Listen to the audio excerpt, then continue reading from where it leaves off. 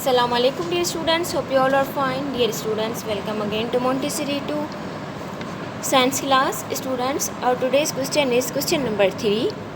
Can non-living things breathe? Can non-living things breathe? क्या non-living things जो हैं वो सांस ले सकती हैं? Answer no. Non-living things cannot breathe. No, non-living things cannot breathe.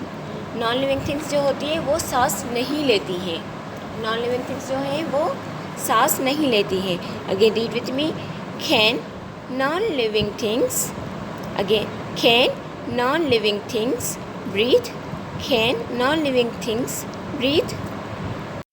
Answer no, non living things can not breathe. No, non living things can not breathe. No, non living things can not breathe. Non living things जो हैं वो सांस नहीं ले सकती हैं.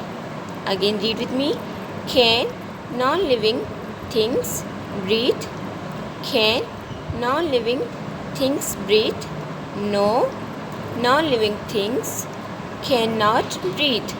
No, non living things can not breathe. Now kids, it's your turn. Read and write question number 3.